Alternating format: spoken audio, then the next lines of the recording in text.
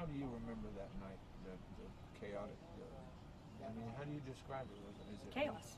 It was absolutely chaos. It was unexpected. You're thinking you're just going out to dinner and to a movie, and you wind up in a very bad situation.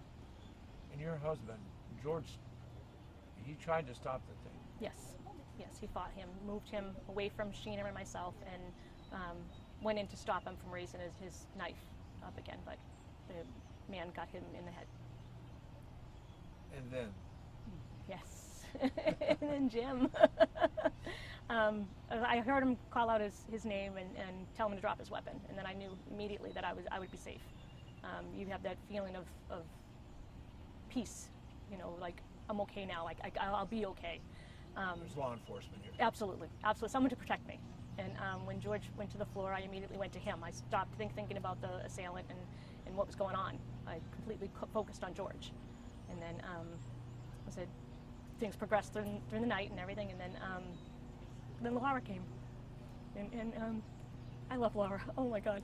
And she tried helping with George and with Sheena and also with Jim. And she was just amazing, and the two of them together, it's so good. I'm so happy that I know them. And I know you've talked with Jim already about all this. How can you put into words to me the expression of what you feel for him? Because considering that, I mean, when I first saw when I heard what happened, I said, God, thank God somebody had a weapon in there. Absolutely. I mean, how do you... A trained person with a weapon. Absolutely. How do you say what you feel to Jim, which I'm sure you've said 100 times, but how do you say what do you tell me? I think in some way we were all where we were supposed to be when we were supposed to be there. I mean, George and I would never have gone to a movie on a Tuesday night. It was the first time Jim and Laura had even gone to the restaurant that night.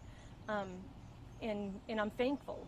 I mean, he saved my life. He saved my life, and I'll forever be thankful for that, and grateful and honored, and honored to know both of them, and feel like family now.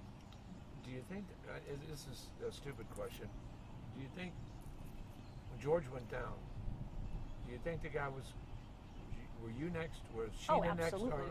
Absolutely. Absolutely. There was no question. I mean, if he wasn't there, I would not be here today. Absolutely not. Because I was focused completely on George. I wasn't going to run away from George. I mean, I knew that. As soon as he hit the floor, I hit the floor.